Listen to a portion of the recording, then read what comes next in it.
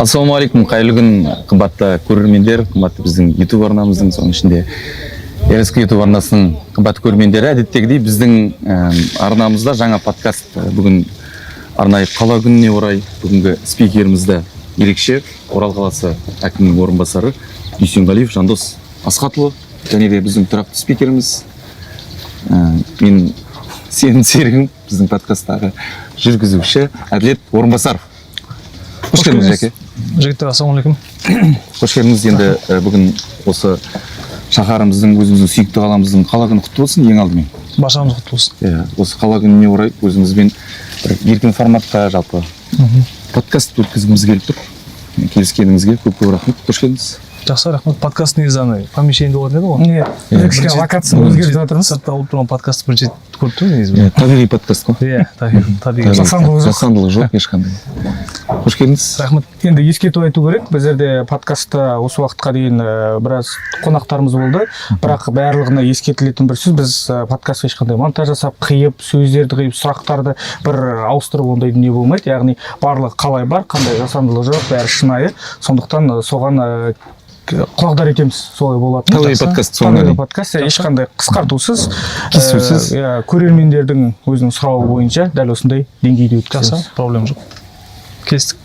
Сізбен подкаст жасардың алдында біз енді қала күні болатқандықтан шаралар көп екенін білеміз. Ең алдымен сол барлық қысылтаяң уақыттарда, уақыт жоқ жер уақыттарда, кезеңдерде бізге уақытыңызды бөліп біздің ортамызға келген үшін алғыс білдіреміз. Біріншіден шаруа көп екенін білеміз. Жалпы қала күніне қазір дайындық қандай деңгейде, және алда осы бір 2-3 күндікте қала халқын, облыс халқын қандай шаралармен қуанта аламыз?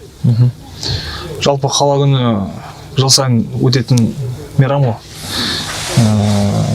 Біз үшін өте ерекше. Осы жылда басқа жылдарға қарағанда ерекшелігі бар деп ойлаймын. Неге десеңіздер, көптеген жұмыстар осы жылы атқарылды, салыстырмалы түрде басқа жылдармен салыстырғанда. Соның өзінде мына халыққа ыңғайлы ортаны қалыптастыру мақсатында үлкен жұмыстар атқарылып жатыр. Жол салынып жатқан, ол жыл сайын салынатын жұмыстар, көрінетін жұмыстар. Бірақ жолға да айтсам, мысалы, басқа соңғы 4-5 жылда рекордтық көрсеткіш көрсетіп жатырмыз.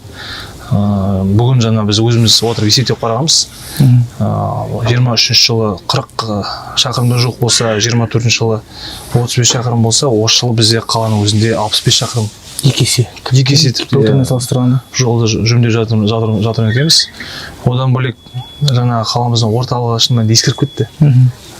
Қаламыз вообще басқа қаламен салыстырғанда саябақ тынбақтардың саны өте көп қала болып саналады.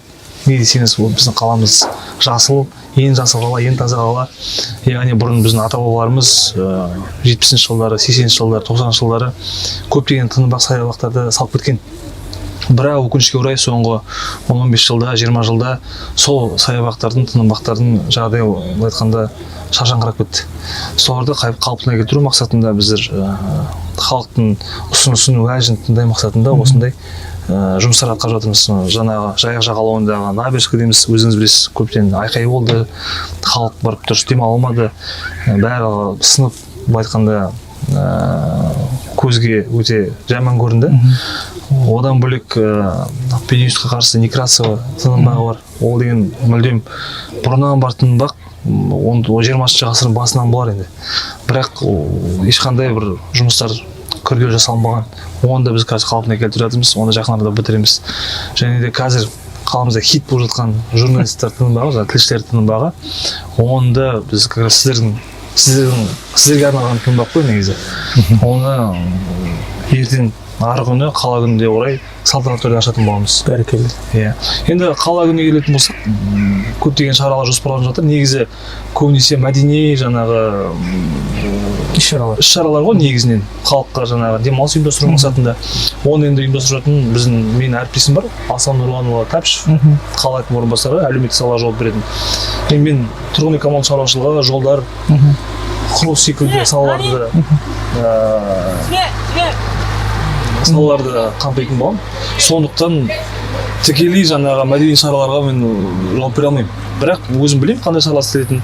20-сы күні кешкі концерт болады деп жатыр. Ең өзі халық ең гала концерт, халықтың ең күтетіні осы. Неге десеңіз, Қазақстан эстрадасының жұлдыздары келеді.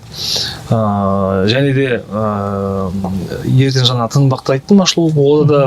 Одан бұрын бізде салтанатты қауда болады. Қаламыздың ардагерлері, неше түрлі салалардың ардагерлері, білім саласының, мәдениет саласының жаңағы бұрын мемлекеттік қызметте болған үлкен кісілерді бәрін шақырып, жаңағы қала күніне орай құттықтап, марапаттап деген сияқты қалаға еңбек сіңірген адамдарды марапаттайтын болады. Одан бөлек енді күні кеше жайық жүйрігі өтті. Ол да қала күні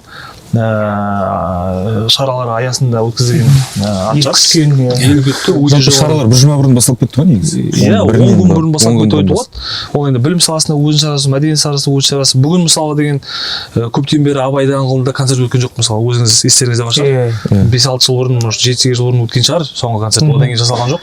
Біздің өзіміздің жергілікті жаңағы мәдениет қызметкерлерінің қойылым концерті болады бүгін. Оған да кешкі сағат 7-те қош келесіздер, уақыттарыңыз болса. Рахмет. Енді біздер сіздің мемлекеттік қызметкер ретінде білеміз, мемлекеттік қызметке келгендегі жолдарыңыз туралы хабардарымыз, халық білет, ел білет. Дегенмен кейінге шегініс жасап, ең алғашқы қадамдарыңызды осы мемлекеттік қызметте атап өтсек, халыққа да қызығырақ болуы мүмкін. Себебі сіздің мына Сырым ауданында не келгеніңізді білеміз. Және ең алғашқы мемлекеттік қызметтегі жолыңыз осы Сырым ауданынан басталды, қателеспесек. Сол бағытты, сол уақытқа, сол жылдарға сәл шегініс жасасақ, алғашқы қадамдарыңыз туралы мемлекеттік қызметте атап өтсеңіз, Сырымдағы жолдарыңызды атап өтсеңіз. Жалпы мектепті оқу бітіргеннен кейін білімді Орал қаласына алдым. Батыс Қазақстан мемлекеттік университетінде тарих пәнінің мұғалімі болып тамамдап, одан кейін заңгерлікті бітіріп, содан кейін Жәңгір хан атындағы СКИ-да құрылыс мамандығын бітірдім. Бірінші жаңағы оқу бітіргеннен кейін өзімнің туған ауылыма, Жымбет ауылына бардым. Мектепте жұмыс істей берген жоқ сол үшін. Мен өзімді басқа бағытты көргім келді, 1-2 ай жасап көргендей болдым, бірақ сол кезде түсіндім, ол менікі емес екен. Одан кейін жалпы мектеп кезінен бастап студенттік өмірде де жалпы белсенді болуға тырыстым. Ата-ананың берген тәрбиесіне сәйкес спорт болсын, білім болсын, мәдениет болсын, қоғамдық жұмыстар болсын, барлығына атсалысуға тырыстым мектеп кезінен бастап. Одан кейін сол болмысыма сәйкес ауылға барғанда Сырым жастар қоғамдық бірлестігінен ең шараларды сол жастар қоғамдық бірлестігіне бірге бастадым. Барлық шаралардың басына жүріп, одан кейін төрағаны ауысу сәті келіп қалды, қазір мен оқу бітіргеннен кейін. Сол уақытта ауыл жастары, Сырым ауданы жастары мені қолдап, Сырым жастар қоғамдық бірлестігі төрағасы ретінде сайлаған болатын. Елге қызмет содан басталды, иә? Елге қызмет содан басталды. Ол кезде енді өзіңіз білесіз, жастар ресурс орталығы деген мекеме жоқ. Мемлекеттік қызметте жаңағы жастар саясаты деген ондай мекеме, басқарма бөлім болған жоқ. Барлығы ішкі саясат бөліміне қарасты болды. Сәйкесінше айтқанда, сол жастар қоғамдық бірлестіктер әрқайсы ауданда өзінің бірлестігі болды ғой. Сол кезде айтқанда ауданның жастар саясатын жүргізетін қоғамдық бірлестік ретінде біз жұмыс жасадық. Айтқанда мемлекеттік қызметтің бір баспалдағы ғой, баспалдағы, иә. Сол жерден 1 жыл жұмыс жасағаннан кейін өзімді мемлекеттік қызметке мен жұмысқа шақырып, Сырым ауданында мәдениет спорт бөлімінде спорт бағыты бойынша бас маман болдым. Онда 1 жылдай емес, 7-8 ай жұмыс жасап, Сырым ауданы әкім аппаратына жұмысқа бардым. Сол аппараттың жұмысына 4-5 жылдай жұмыс атқардым. Сол кезде Сырым ауданында менің сол кезде әріптестерім көп рахмет, көп нәрсе үйретті, жалпы мемлекеттік қызметтегі жұмыстарды. Ол кезде ұстазым Абат Абай Шынбек, Сырым ауданының әкімі болды. Ол кезде сонда аппаратта жұмыс жасап, инспектор болып жүріп, орга дела жасап, одан кейін сол кісінің көмекшісі болдым. Сонымен қатар көмекшісі болғанмен маған қосымша төтенше жағдайларды көрсететін бас инспектор лауазымын берді. Яғни ол кезде ауданда енді су тасқыны, басқа да мәселелер ондай жоқ. Дегенмен де дала өрті деген болды. Сосын Сырым ауданы Жымбетінің жаңа М32 автотрасса өтеді. Қыс уақытында жүйелі көлік оқиғалар болып жатады.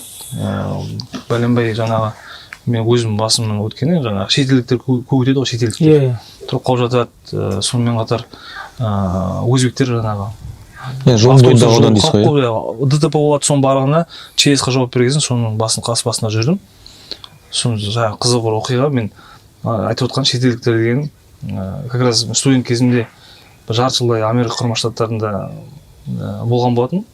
Ағылшында олар разговорный жасап отыр. Сол шетелдіктермен сөйлесуге өзім барып құтқарып сол басына жүрген болатын. Содан кейін Казталов ауданында жұмыс барысымен сол жаққа ауыстым. Аппарат басшысы болдым ол жақта. Ең енді сырым Казталов, біз енді сіздің биографияңызды халық біледі, жақсы біледі, елдің ортасында жүргесін. Енді әр ауданның менталитеті әртүрлі ғой. Сырым ауданының халқы бір бөлек. Осы бір сұхбатымызда Әділ Тауфиқұлы Жоламановпен сұхбаттасқан кезде сол кісі айтқан, енді әр ауданның өзіне тән бір менталитеті болады. Оған үйренісу кішкене қиындау деген сияқты. Сол бағытта Казталов мен Жымпитта екі ауданның айырмашылықтары немесе сізге бір қиын соққан тұстары немесе оңай болған тұстары қалай болды? Жалпы осы екі ауданның мемлекеттік қызметінде жұмыс жасау процесі? Жалпы мемлекеттік қызметте сол кездегі этапта Сырым ауданында жұмыс жасау, өзім сол ауылдың баласы болғасын, былай қиын болды деп айта алмаймын. Туған жер. Иә, туған жер болғасын, өзім айналада таныс адамдар болғасын. Бірақ негізі сырт көзге басқаша көрінеді ғой. Ол жақта тұрмаған кісіге қазір сол қалада жүргенде де, облыста жүргенде де көп айтып жатады, Сырым ауданы өте қиын аудан деп. Халқы қиын. Көп айтып жатады. Иә, шын мәнінде қиын. Халқы деген біз менталитетім тіке шығар, жаңағыдай кішкене эмоциональный шығар Сырым ауданының халқы. Бірақ енді мен туған жерім, мен ол ешқандай жаман ештеңе айта алмаймын. Маған да білмейді де. Екіншіден, жаңағы мысалы сол кезде есімде аудан әкімдерінің есеп беру жиналыстары болады ғой. Қаратөбеге облыс әкімі мысалы Көлгенов немесе Ноғаев барады. Анда бір сағатқа жетпес жиналысты бітеді. Сход. Бізде ұзаққа созылады. Бізге уже дайын отырамыз. Бізде Сырымда, Жымпитыда есеп беру жиналыстары как минимум 4 сағат қой. 4 сағат, 5 сағат айқай жүрумен. Әрине қиын, бірақ халық жаңағы өз мәселесін қозғап, өзінің жаңағы жеке ұстанымын айтып, жаңағы айтқанда үндемей қалмайтын. Ал енді Казталов ауданында да үлкен аудан, территориясы үлкен, бұрын қосылған аудан. Ерекшелігі осы. Жалпақтал мен Казталов деген қосылғасын, екі ауданның кішкене арасындағы жаңағы бір түсініспеушіліктер бар. Мен оны ұялмай жаңағы камераға да айта аламын. По факту қалай бар, солай. Не десеңіз, мен өзім Казталовта емеспін, Жалпақталдық емеспін, бардым, жұмыс жасадым. Мен қай жерді таңдамаймын, мен қазақтың баласымын. Қай жаққа жібереді, осы қазақ елінде қызмет етуге бар күшім салуға дайынмын. Сол кезде жаңа Казталовқа барғанда кейбір азаматтар болды, Жалпақталды әңгімелейді. Жалпақталға барамын, Жалпақталды бірдеңе, Казталовты бірдеңе дейді. Бірақ мен айтамын, жігіттер, бәріміз қазақтың баласымыз. Бірлесіп жаңағы аудан үшін жұмыс жасау керек деп айтамын. Әрине қиын, өзінің бір нюанстары бар шығар, мен түсіне алмайтын. Бірақ барлығы бірдей, бәрі қазақтар, бәрі қонақжай, барлығы жаңа Казталовта, Жалпақталда маған достарым көп, халқы өте маған ұнайды, жақын, проблема жоқ деп ойлаймын. Сосын бір тағы бір мәселе, аудандардың ішінде даже диалекттер бар екен. Сондай бір диалектке да мән бердім. Мысалы мен бірінші рет көңілде Казталовқа бардым. Аға дегенде олар ақа дейді. Диалект мысалы аула дегенде шарбақ дейді. Сондай бір бешбармақтар. Бір облыстың көлемі ғой. Бір облыстың көлемі, бірақ енді мен өмір бойы Жымпитыдан шықпағасын аудандардың ішінен. Маған бір түрлі көрінді, бірақ сосын үйреніп кеттік. Бірақ мен олай айтқан жоқпын. Ақа деп айтқан жоқпын. Ақа деп олар еще күлетін, Казталовта ақа деп өзбектер айтады ғой. Сіз өзіңіз ағамен қалдыңыз. Мен өмір бойы аға дедім, аға деп қалдым. Түсінікті. Казталовта қандай қызмет атқардыңыз? Казталовта бірінші жаңағы инспектор болдым, төтенше жағдайды көрсететін. Одан кейін аппарат басшысы болдым. Содан кейін аудандық мәдениет спорт бөлімінің басшысы болдым. 8 айдай. Қалаға ауыстыңыз? Сосын қалаға как раз таки төтенше жағдай бойынша инспектор болдым. Сол кезде мен келген кезде сразу айтайын, қалаға келдім. Екінші күні қаламыздың КНС-та жарылып бастады. Су кәріздерінің жүйелі жарып басталды. Мен қалаға жаңа келдім. КНС-та авария болады деп маған звондайды. Казталовқа кетіп қалыңыз келдім ба қайтадан? КНС жарылып жатыр деп звондайды. Мен КНС ол жақта ол не деген сияқты қай жақта не қалай жоқ КНС ол деген сияқты бұрын ондай мәселе болған жоқ енді жоқ енді ауданда ондай мәселе жоқ қой бірақ КНС дегенде КНС-ті білемін не екенін енді все-таки құрылысты бітіргесін түсін понятиені білесің ғой бірақ енді қай жақта қай бағытта қаланың қай бөлігінде деген сияқты бір сұрақтар туындайды да оның состояниесі қалай қазір сол жақта сол КНС-тен кейін былай кәрізді жүйелерінің жаңағы біздің инженерлік жүйелердің көбі жағдайы мүшкіл болды бірақ қазір құдайға шүкір мемлекеттің қолдауымен сол кезде облыс басшылықтарының қолдауымен біршама жұмыстар атқарылды бірақ әлі де атқаратын жұмыстар көп сол себепті сол кезде есіңізде шығар 19-20 жылдар қаланың жартысы су салып қойды есімізде болды өте қиын болды өте ыңғайсыз жағдайлар болды көшеден су алып көшеден су алып былай айтқанда очередьке тұр адамдарға өте ыңғайсыз жағдай болды сөздің шыны бірақ максималды түрде сол жерде аварияны устранить етіп сол кезде жасаған құрылыс компанияларға ешқандай келісімшарт жоқ ақша жоқ бастап кетіп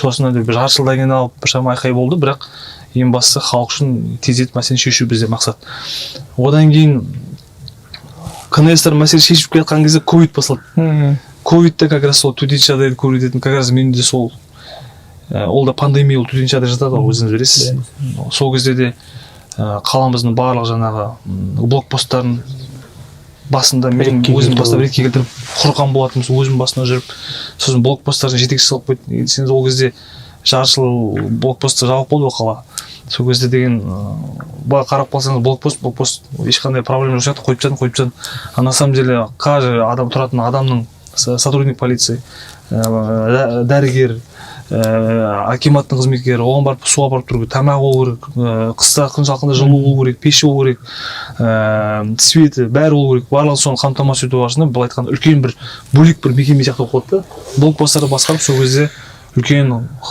қауырт кезеңде халықпен бірге осы мәселелердің бәрін шешкен ол біте бергенде қаңтар оқиғасы басталды ол біте бергенде қаңтар оқиғасы басталды бірақ қаңтар оқиғасына дейін мен қалалық тұрғын үй коммуналдық шаруашылық бөліміне басшы болып ауыстым как раз таки өзімнің сол непосредственно құрылыс мамандығымды сол кезден бастап мамандығыңыз бойынша сол бойынша жұмыс істеп бастадым деп бірақ енді сөздің шыны төтенше жағдай дегенде төтенше жағдайларды алдын алу үшін жою үшін арнайы техникалар және инженерлік бағытта бір шешімдерді қабылдау керек болады да сол кезде жаңағы құрылыс бағытында да маған бір көмегі осы сол төтенше жағдай кезінде маған бір көмегі болды арнайы техника жұмылдыру жаңа бөгеттер мәселесі болсын өртке қатысты бір мәселе болсын жаңа пандемияға да қатысты болса да мысалы маған сол бір көмегі болды деп ойлаймын рахмет енді жалпы подкастымызды қыздыра түсейік әңгіменің басына оралайық биыл 65 шақырымнан астам жол салынды деп жатырсыз жалпы өзіміздің қаламызда осы ең өзекті мәселе қандай деп ойлайсыз сізге көп шағымданатын осынау дейтін әлі күн тәртібінен түспейтін жаңағы құбырлар бар қайсысы ең өзекті ең өзекті мәселе деген жалпы мәселелер көп қой қалада сол бірақ ең өзектісі мен үшін бір емес бір 2 немесе 3 мәселені айта кетейін біріншісі бұл біздің жаңағы коммуналдық жүйелер мен үшін неге десеңіз біз қазір жаңа айтып жатырмын ғой КНС-тарды ПНС-тарды көрермендер түсінікті қылып айтып өтейікші КНС сіз мана өзіңіз де басында келгенде түсінбедіңіз көрермендер мүлдем түсінбеді канализационная насосная станция кәріз насос станциясы КНС ПНС повысительная насосная станция ПНС деген жаңағы повысительный су көтеру насос станциясы яғни кәріз жүйесіне қатысты барлық қаладан шыққан ағынды сулардың барлығын жүйемен алып келіп қаланың шетіне косқа апару үшін жаңағы қаланың шетіне шығару үшін сол барлық КНС-тардың бүткіл жүйесін құрайтын осы КНС-тар ал ПНС деген жаңағы повысительная насос станция суды көтеру жүйесі бұл қаламыздағы жаңағы тұрғындарға суды аппаратын жеткізу насос станциялары енді оған давление көтеру керек өзіңіз білетіндей сол қаламыздағы сол енді қаламызда айта кетейін қысқаша 39 қаламызда КНС бар 20-дан астам ПНС бар сол КНС пен КНС-тан жұмыстары көпшілігі 1960-70 жылдары салынды ескірген оны кезінде Мұстақым Біләлұлы Ықсанов атамыздың кезінде қаламыздың ең инженерлік жүйелердің барлығын ең қиын деген жұмыстарды сол кісінің командасы атқарған КНС-тің барлығын толық реттегеннің өзінде де ол тек қана жаңағы бір сооружение ғой. КНС-тің өзі сооружение. Ал қаланың ішіндегі әрқайсы көп қабатты тұрғын үйге, әлеуметтік нысанға баратын жер астындағы жүйелер бар тағы да. Там диаметр 300-дік, 500-дік, там 1000-дық деген сияқты, оның барлығының жағдайы ол да мүшкіл. Сәйкесінше біз КНС-тен кейін бір күн жамап жатсаңыздар, мына мәселеге кірісуіміз керек. Бірақ біз осы батыс зонасы жайық теплоэнерго мекемелері, олар өзінің жылма-жыл жаңағы халықтан түскен табыстар бар, жаңағы өздерінің жаңағы инвесторлар бар, өздерінің жаңағы азын-шоғын облыстан бөлінетін қаржыларының көмегімен азын-шоғын жүйелерді реттеп тұрады. Бірақ ол жеткіліксіз. Мысалға біз Қазақстанда кәріз жүйелерінің және су жүйелерінің апатты деп айтуға болатыны шамамен 60-65%. Енді ойлап қараңыз, біз азын-шоғын жасағанның өзінде бір 30-40% реттеп тұрып, қалғандарын әлі жасауға қанша қаржы керек, қанша күш керек. Сол себепті оны да жасауға мен үлкен мәселем бір осы. Неге десеңіз, бұлай пока қазір тыныш қой мәселе. КНС-тар реттеріміз. Алдағы уақытта бір апаттар болмай ма, жаңағы бір кәріз жүйелерінің бір проблемалық мәселе туындап, қаламыздың осындай бір бөлігі сусыз немесе жылусыз немесе кәрізін жүргізетін жүйелер жаңағы істемей қала ма деген бір қорқыныш туындайды. Бірақ біз біртіндеп жаңағы уже айтып отырмын ғой, неше түрлі жобалар жасақтап жүзеге асырайын деп жатырмыз. Батыс зонаста, жайық теплоэнергода, микрорайондардың ішкі құрамындағы жаңа жүйелерін қалпына келтіруде осы жылы кірісетін боламыз. Ол да жаңа пайдатын жүргізеді. Екінші проблемалық мәселелердің бірі қаламыз үшін бұл жаңа екінші абаттандыру мәселесі. Әлі де жеткіліксіз. Жасап жатырмыз, бірақ не болса да әлі жеткіліксіз деп ойлаймын.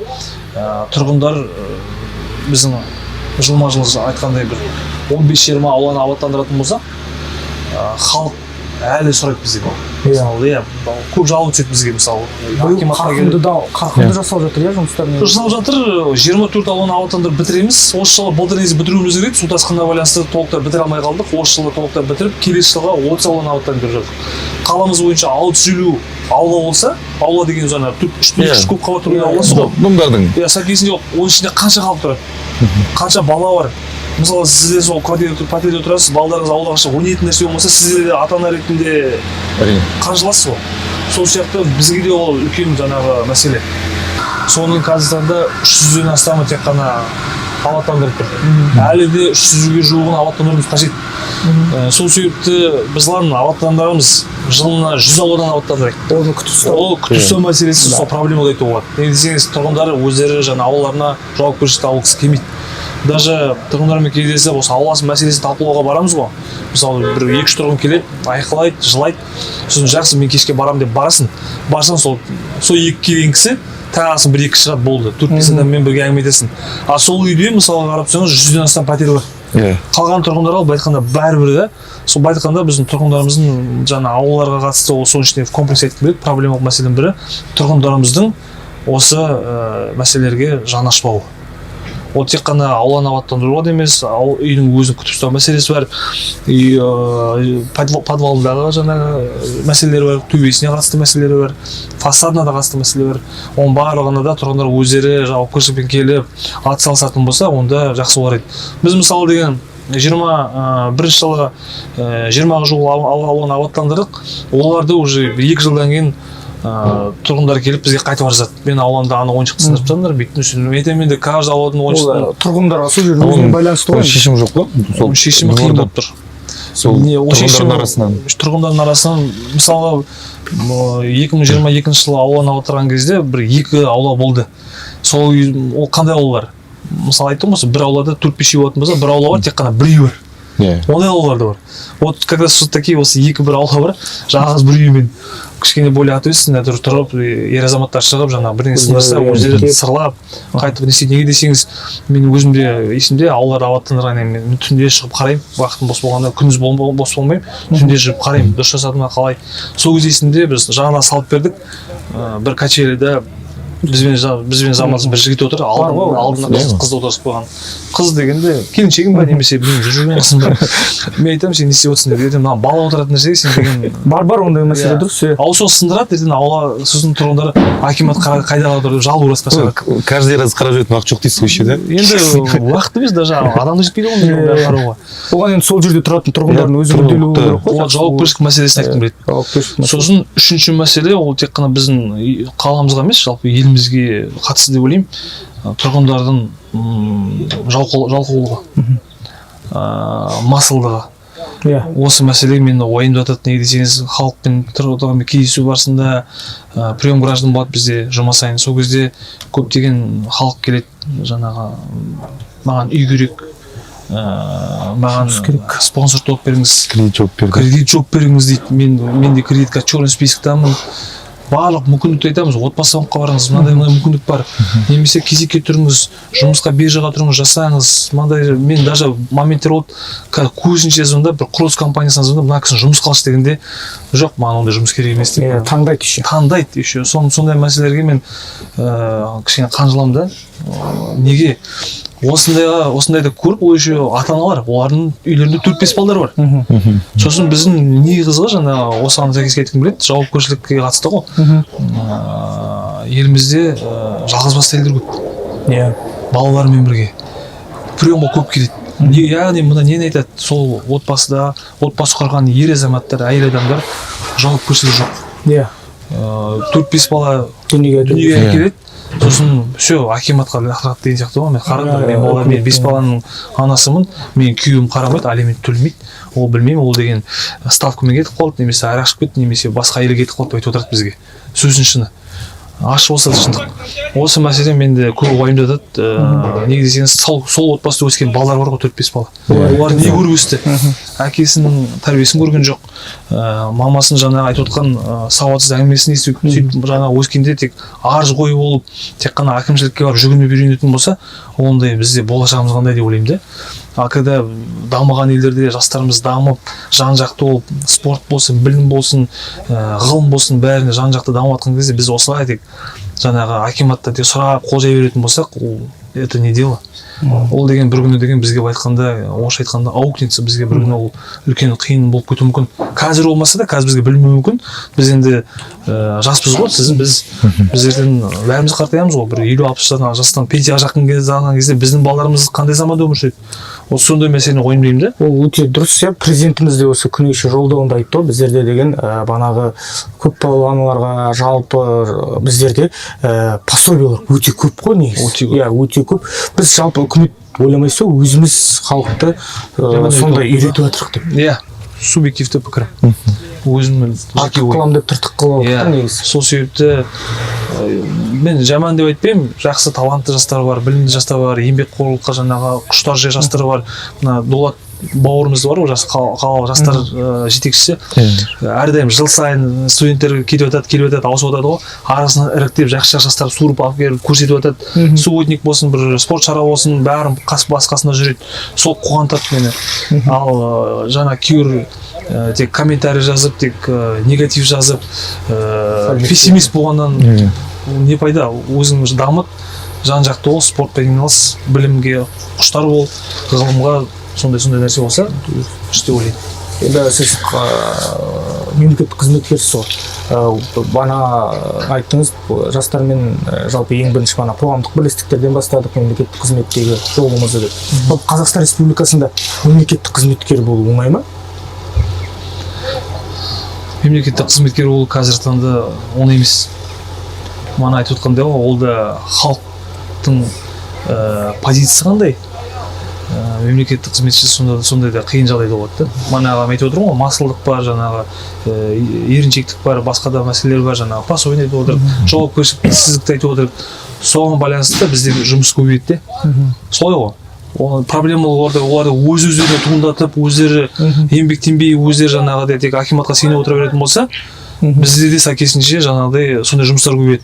Біз тек қана жаңағы мысалы ЖКХ байланысты, абаттандыруға байланысты, жолмен байланысты тікелей сол нысанмен айналысып жүрудің орнына мен деген әрқайсы тұрғындармен кездесіп олар түсіндіру жұмыстарымен жаңағыдай негатив мәселелерді жою мәселесімен тек қана сол уақытымды кетіремін де, өзімнің ресурсымды кетіремін, өзімнің жаңа энергиямды кетіремін. Сол кезінше мен уже сапасы болып кетуі мүмкін, мен өзімнің тікелей міндеттемей кішкене сапасы болып кетуі мүмкін.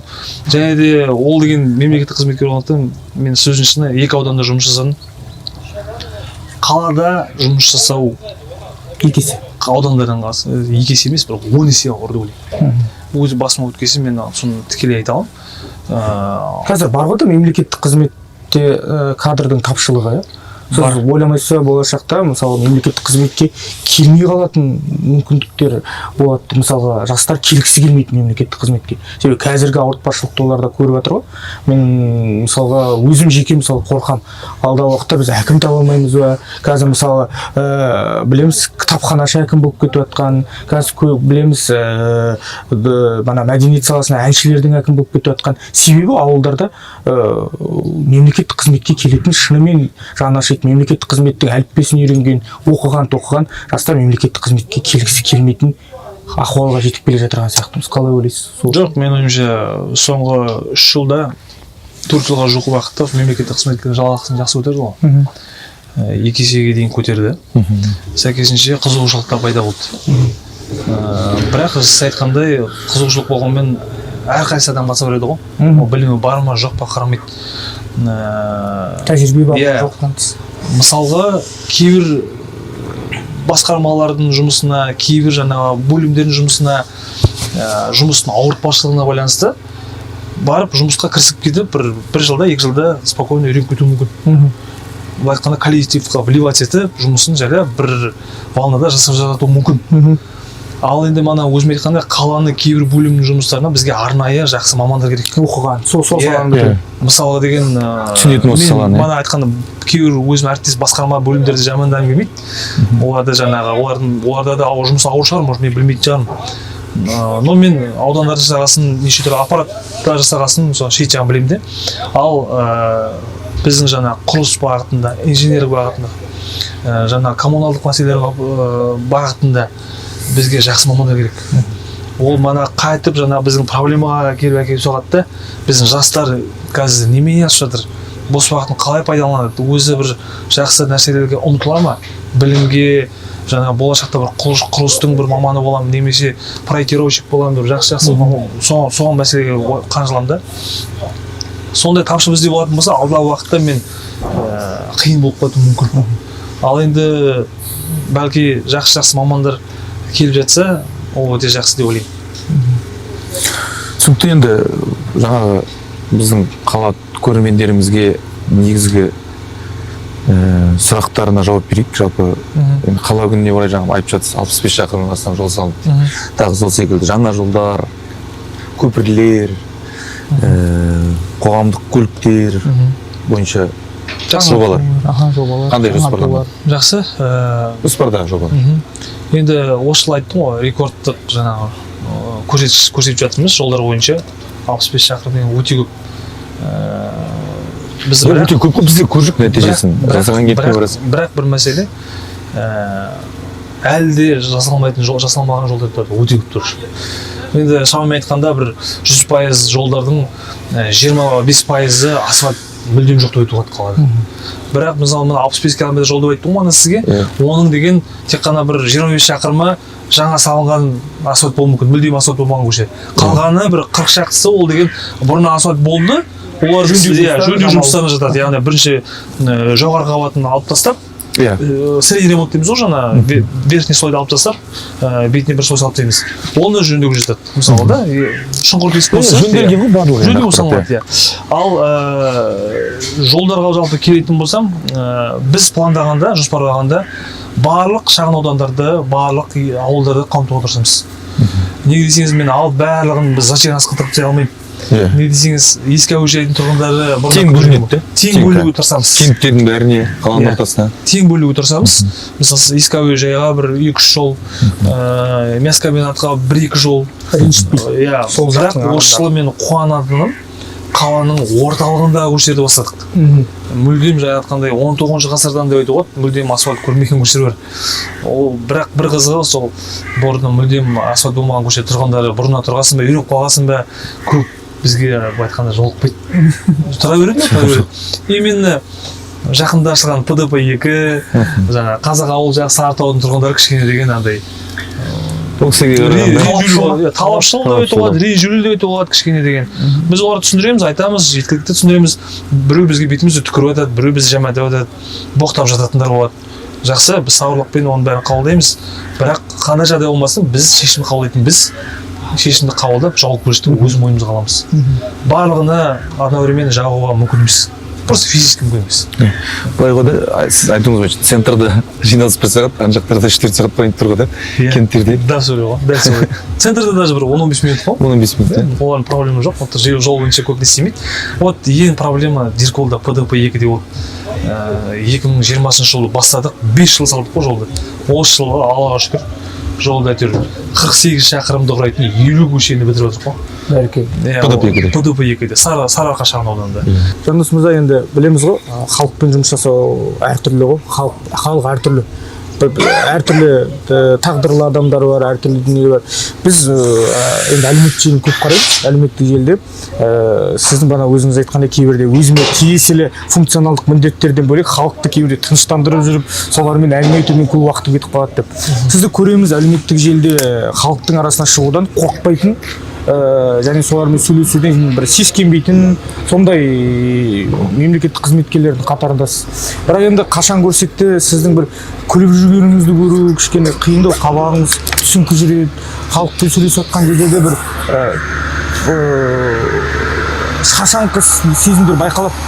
Енді айтыңызшы, жергілікті тұрғындармен, Орал халқының тұрғындарымен сөйлесу, халықпен сөйлесу қаншалықты ауыр? Бір күліп жүргеніңізді көру қиын да, сіздің бір қашан көрсек те бір куча событий да, бір үлкен бір әңгімелердің, бір даулардың ортасында сіз тұратыныңызды көреміз. Ана жақтағы негатив сізге қалай әсер етеді, жеке өміріңізге, өзіңізге? Мына сұрақ жауап берместен бұрын, жаңа сен сұраған адвокатқа жауап берген жоқпын мен негізі. Жолдар бойынша сұраған тағы бір сұрадың ғой сен негізі. Автобус деді. Сен жауап берейін онда біріншіден. Жалпы енді айтып отырмын ғой, халықпен кездесу барысында әрине энергияның кішкене кетеді шынымен де. Ол өзіңе байқалмайды, даже кейбірінде былай айтады ғой, лучше физикалық түрде шаршаған жақсы, чем жаңа эмоционально, морально дейді ғой. Вот сондайда осы мемлекеттік қызметте сезінесің, әсіресе ЖКХ бағытында жұмыс жасасың. Мен өзім ЖКХ-ға тағайындалған күнде фотом есімде. Жұмыстан кетіп, қала әкімі орынбасары болған фотомды қарайтын болсам, көзімнен жаным түрме болады да, шашым біршама ағарып кетті. Қазір деген до-после болып тұр ма? Иә, до-после болып айтқанда. Класстастарым арасында ең қарттың ең көрінген сияқтымын қазір деген. Бірақ маған сіз айтқандай сұрақтарға жаңа күлу бойынша мен негізі өзім мінез сондай. Мінез ондай емес. Мен негізі өзім көп күлген жақсы көремін. Мен өзім жаңағы компанистпін, компанияда болып, күліп, бірдеңе прикалывать етіп, ондай отырған жақсы көремін. Но жауапкершілік бар. Мемлекеттік қызметте болғасын, мен барып, бірдеңені мықсындап күліп, жаңағы прикол ұстап, ондай жасай алмаймын. Мен жауапкершілігім болғасын, тем более халық сұрап отыр, халық айтып отыр, сол кезде өзімді ұстап отырсам. Және де мен өзімнің бір ұстанымым ешқашан өтірік айтпай отырсам. Неге десеңіз, халықпен жұмыс істегенде ащы болса да шындықты айту керек. Ол біреуге ұнамас, біреуге ұнар, но без разницы қалай бар, мен солай айтамын. Және де сол айтқан сөзіме до конца әріптестермен бірге, басшылықпен бірге жаңағы жеткізуге тырысамын. Егер бір күмәні бола ма, оған жасай алмай қалатыны, мен онда болмай қалуы мүмкін деп айтамын. Сол себепті халықтың алдына шыққасын бір сөз болу керек. Ұстанымның бірі осы. Енді Әскербек сұрақ қойды, көпірлер бойынша, қоғамдық көліктер бойынша қандай жұмыс? Әсеген бауырым сұрағы бойынша әлі де жолдарды жөндей беретін боламыз. Ол енді тоқтамайтын жұмыстар, жоспарлар, жобалар өте көп. зашағанда да, Диркулда да, Круглозерныйға да кірісіп жатырмыз. Жалаев қарап тұрсаңыз, өзімен өзі қалып қойған жоқ, оған да жолдар салып жатырмыз. Қаламыздың барлық шағын аудандарын қамтуға тырысамыз. Одан бөлек көпір мәселесі айттыңыз. Қазір Ақжайық шағын ауданы бізде айтқанда халық уже тұрып жатыр. Жаңа шағын аудан. 5 көпқабатты тұрғын үйде халық тұрады. Әлі де бірнеше осы жылы 2-3 көпқабатты тұрғын үй берілу күтілуде. Келесі жыл тағы да 5-6 көпқабатты тұрғын үй берілетін болса, осы шағын ауданымыз үлкейіп, бұрында Мунгеу жоқ болды, сол сияқты Мунгеу ол да шыға келеді.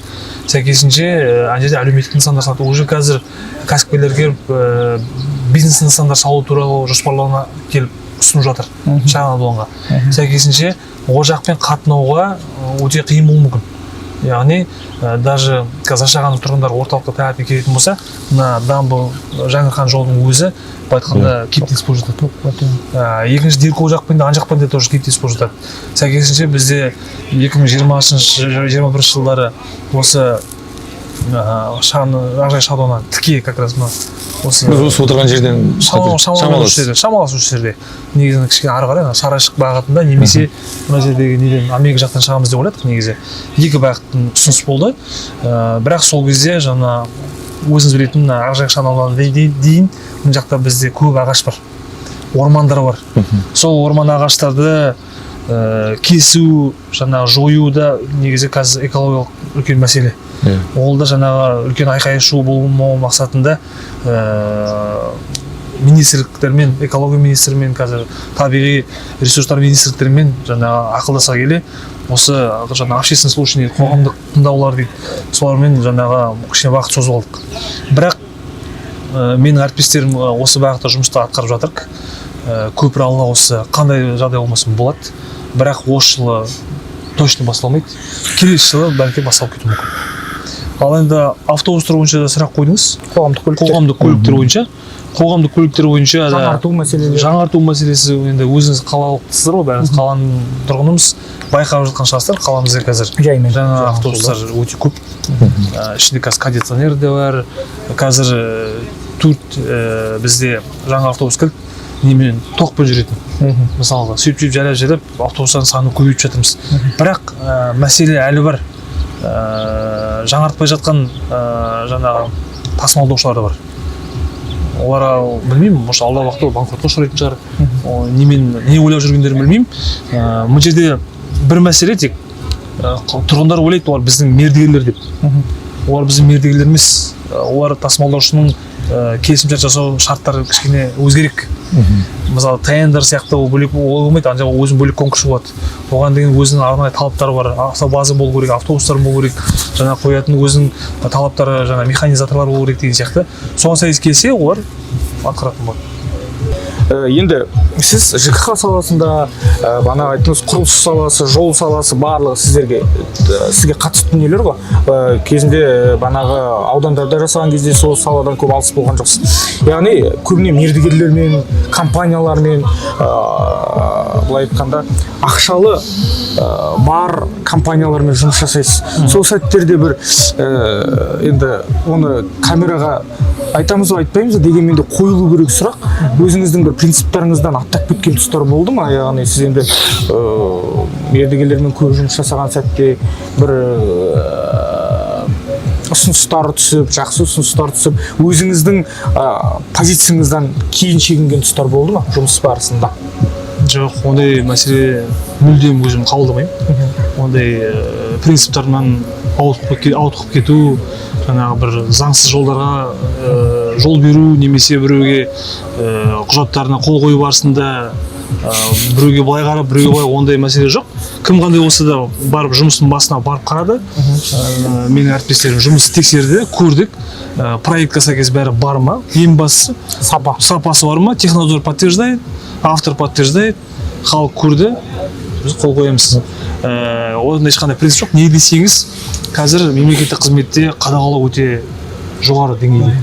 Қадағалайтын мекемелер өте көп. Ревком деген бар, ДВГ деген бар, құзырлы органдары бар, ДЭР бар, қазір ұлттық қауіпсіздік комитеті бар мысалы. Барлығы өздерінің жаңағы жауапкершілікпен берілген міндеттемелерін атқару тиіс. Сәйкесінше ол тек қана бізге қатысты емес, барлық еліміздегі жаңағы жауапкершілік алып отқан азаматтардың жаңағы жұмысын қадағалайды. соответственно жауапкершілікті алғасын жауапкершілікпен жұмысты атқаруға онда еліміз бойынша неге жемқорлық фактілері күн сайын көбейіп жатыр деп ойлайсыз? енді ол жемқорлық деген мен ойымша әрбір елде бар. Ең дамыған Америка құрама штаттарынан бастап, Еуропа елдерінен бастап, ең кедей жаңағы Африка елдеріне дейін, Сомалиға дейін мысалы. Енді Сингапур елін мысалы көп мысал ретінде айтады ғой. Ли Куан Ю кезінде басшы болып келген кезде әскери төңкеріс болып, сол кезде елді басқарып, өзіне жауапкершілікті алып, айналасына келіп жаңағы неше түрлі схемаларды құрайық, жаңағы коррупциялық бір айтқанда жұмыстарды атқарайық деген бағытта өзінің жақын адамдардың барлығын кезінде соттады ғой. Сол сияқты бір ұстаным болу керек деп ойлаймын. Ол тек қана біздің президентімізде емес, президентімізден бастап барлық лауазымды тұлғаларға, барлық мемлекеттік қызметтерге, барлық жаңа құзырлы органдарға, оларға да қатысты, бәріне де қатысты деп ойлаймын. Сол себепті осындай жағдай. Тек енді жаңа басыңызда айттыңыз, мердігерлермен жұмыс істеу барысында сөздің шыны, мана айттым ғой, қоғамдық қабылдаулар болады ғой бізде халықпен кездесу. Кейбірде командай аяп кетесің. Сөздің шыны болады. Халықты. Иә, мысалы бір келеді, мысалы алдында келді бір келіншек, атын есімнен шығып кетті. 5 баласымен қалып қойған. Күйеуі деген 4 ба 5 ба қайтыс болған. Өзі алып қойған. Бөпесі тек қана жаңа жарты айлық қой, даже может күйеуі қайтыс болғаннан кейін дүниеге келмей білмеймін, короче. Сондай жағдайлар болады. Мен үйде жоқ, күйеуде бір жұмыс оқсамай ауырып, уайымдап қайтыс болған, туысқандары да жоқ, өзі жетім болған ба, короче, сондай бір енді күйеу жағымен де дұрыс араласпайды екен, сондай бір енді білмейсің ғой, әрбір отбасының жағдайы бөлек қой, разный. Сол себепті сондай бір күйеуде адамның жағдайына көре, баласының денсаулығы олып жатады, мысалы операция ақша жетпей жатады дейді. Сондай жерлерде мердігерлермен өте біз тығыз байланыста жұмыс істейміз. Ол жөнінде мен мердігерлерге, біздің қаламыздың құрылыс компанияларына, жаңағы бизнесмендерге ол жөнінде мен рахмет айтқым келеді. Моментте сол жерде телефонын беріп, міне осындай кісі, біз карточкамен келеді ғой, проблемасымен, телефонмен фото түсіреміз де жібереміз.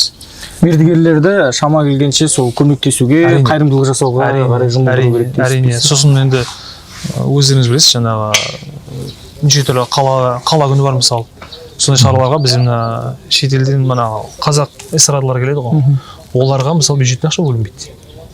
Сол жөнінде біз как раз қаламыздың тек қана мердігерлер емес, мысалы үлкен заводтар бар, қалада сауда үйлері бар, бизнес өкілдері бар, біздің қала әкімдікпен жұмыс шақырып, ресми түрде, ресми хатпен, құрметті осындай жаңағы осындай күні қала күні болады, соған байланысты мысалы осындай әншіні шақырамыз, кім кімдер келеді бізге, соларға әрқайсысының гонорары бар ғой, бір 2 миллион, бір 3 миллион. Оның үлкен жұмыс қой енді. Сол келістіру мәселесі, ол жөнінде даже құзырлы органдар сұрап жатады бізден.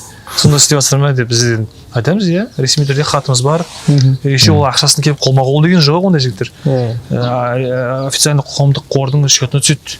Ол счетқа түскенде өзінің төлейтін жаңағы налогтары бар, несі бар, как положено, счеттан счетқа қаларғанда хатпен бәрі тексеріледі. Что берден кімде бір тексерсек де біз жауап бере алатындай бәрі заңды болу керек. Сондай бағытта енді қаламыздың меценаттарына, жанашыр азаматтарына, бәріне қала әкімдігі атынан, өзім атынан осында Алла разы болсын деген келеді. Өте манағыдай қиналып кеткен кезде өзің жылаған келеді, болады, манағыдай аяп кетесің тұрғындарды. Сол кезде көмектесіп жатады, проблема жоқ. Бәрекелді. Енді мемлекеттік қызметтегі жұмыстарымыз туралы біразын айттық, жасалып отырған жұмыстарды айттық. Енді сіз қалаға жұмысқа келгелі қанша әкіммен жұмыс жасадыңыз? 4-еу ғой, үшеу ме? Үшеу.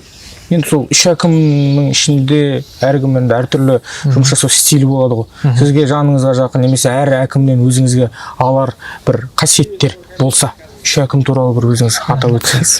Топ 3 әкім дейсіз. Өзі 3 әкімнен мен топ деп айта алмаймын. Барлық әкім бірдей.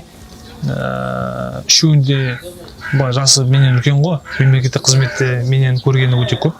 Өмірде де көргені көп. Сәйкесінше мемлекеттік қызметтегі өмірдегі ұстаздарым өте көп, үшеуінде де. Біріншісі Абат Абайұлы Шыныбеков, қала әкімі болған. Ол кісіні жаңа айттым, ауданда жұмыстағанда бірге жұмыс жасадық. Сізді мемлекеттік қызметтен көре алған алғашқы адам ба? Алғашқы мені көріп, жаңағы мемлекеттік қызметтегі ең бірінші ұстазым сол кісі айтты ғой. Мемлекеттік қызметтегі жаңағы жауапкершілікті, өзінің бір ұстанымды болу, қалай айтуға болады жаңағы халықпен сөйлесу, әрқайсы тұрғынның мәселесін тыңдау, бағытында шешу, ойластыру және де жаңа былай айтқанда организаторский ұйымдастыру қабілеттері дейді ғой, сондайға сол кісімен көп нәрсе үйренген болатын. Ол аудандарынан бастап. Мержан Мұнайдарұлы Сатқанов, ол да ағамыз, ұстазымыз, бұрынғы басшымыз, өте сыйлаймыз. Өкінішке орай өзіңіз білесіз, денсаулығына байланысты мемлекеттік қызметтен кеткен болатын, иә. Бірақ ең басты ағамыздың денсаулығы мықты болсын. Дегенмен де ол ағамыздан да көп нәрсе үйрендім сөз жүзінде. Шешімді тез қабылдайтын болды ол кісі. Сосын ең жақсы қасиеттердің бірі өзінің қасындағы әріптестеріне өте қатты сенеді. Мысалға сен айттың ба ой пікіріңді, тыңдады, жақсы, сен өзіңе сенімсің ба, иә сенімді, все бас дейді мысалға. Сол сияқты ғой. Андай көп күмәнданып адамға жаңағы не істемейді ол кісі. Тез шешім қабылдай біледі. Тез шешім қабылдайды, сосын деген жаңағы сені деген сенің ұсыныстарыңды жақсы тыңдайды и қолдайды. Сол жағы ол кісінің мықты деп айтуға болады. Ал Қаза Мұрат Болатұлы, ол да үлкен кісі, ағамыз мемлекеттік қызметте өте көп жұмыстарды атқарған. Екі ауданда аудан әкімі орынбасары болған. Біздің ең маңызды мекемелеріміздің бірі Жайық теплоэнерго мекемесінің директоры болды. Былай айтқанда ЖКХ тұрғын үй коммуналдық шаруашылық және энергетика басқармасының басшысының орынбасары болды. Экономика, қаржы басқармасының басшысының орынбасары болды. Былай айтқанда мемлекеттің майын ішкен адам ғой.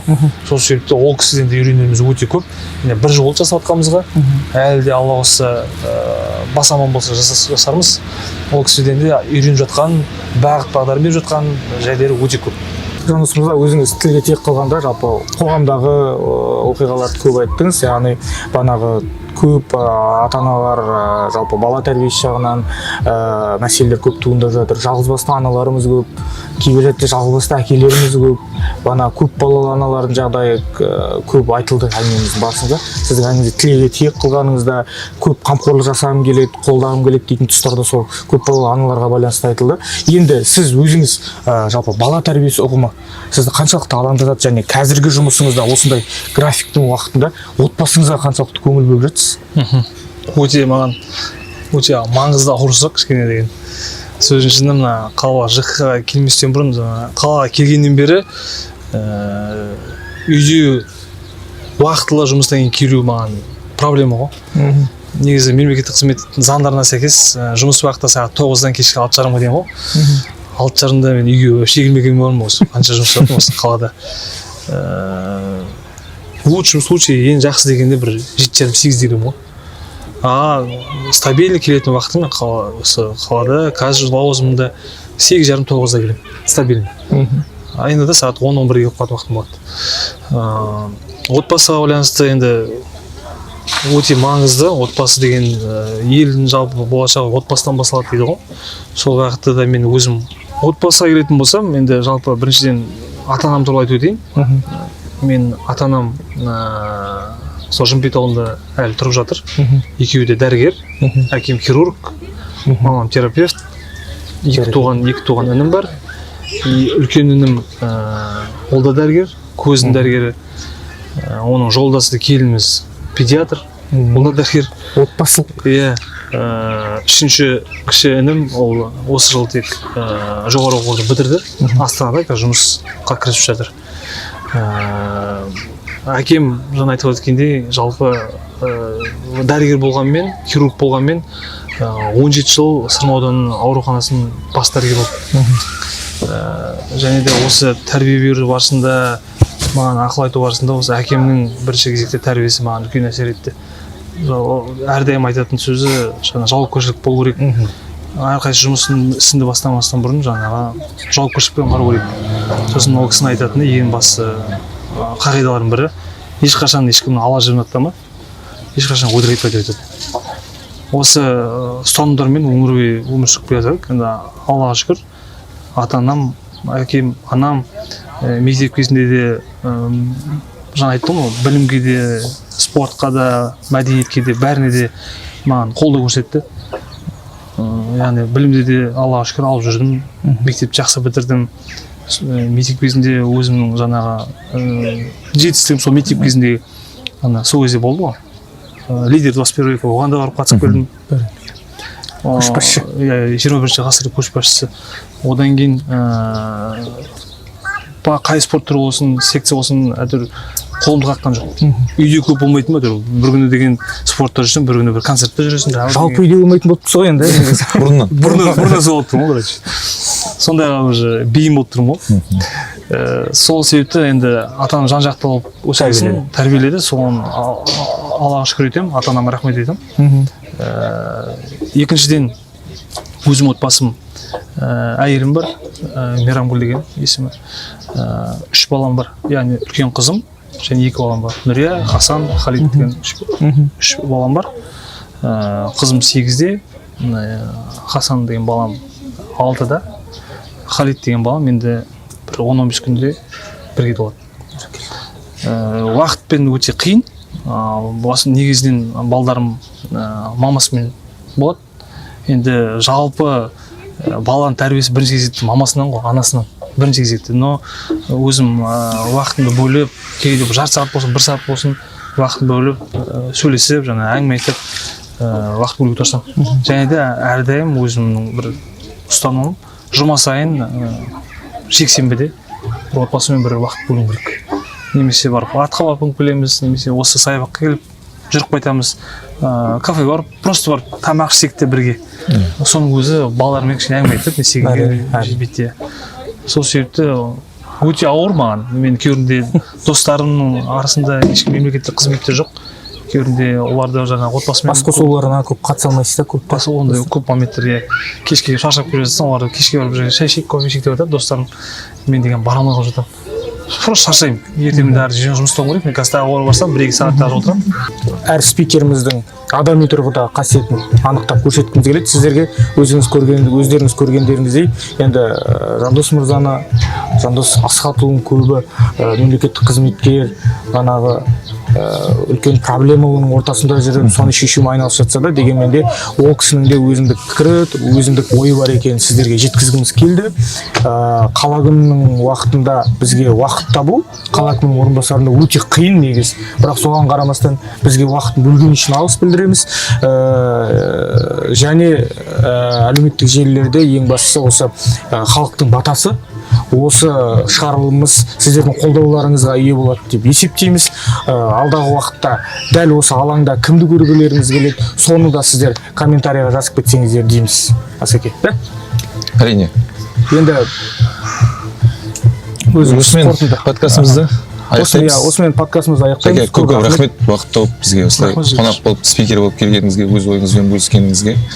Жалпы алдағы уақытта жұмысыңызға сәттілік тілейміз. Әлі де біз айтатын дүние көп, негізі әлі де. Бірақ алда тағы да сіздер қолдап, сіздер астына комментарий жазып, тағы да шақырсаңыздар, сұрақтарымыз бар. Айтылмай комментарийға да қалдыра берсе болады. Міндетті түрде. Жәкен қарсы болмаса, может, екіншісін тағы бір. Әрине, міндетті түрде. Және әлеуметтік желіде біз білеміз, Жәкен айтқан студияда түсіретіңіз подкаст. Студияға шақырамыз бір уақыттан. Көп рахмет, құрметті көрермендер. Біз сіздермен бармыз, сіздермен біргеміз. Сондықтан алдағы уақытта сіздердің ұсыныстарыңыз, тілектеріңіз әрдайым біз үшін маңызды. Өңірлік коммуникациялар қызметінің YouTube парақшасы, әлеуметтік желідегі барлық парақшасы ашық. Сондықтан ой ұсыныстарыңызды күтеміз. Көп рахмет.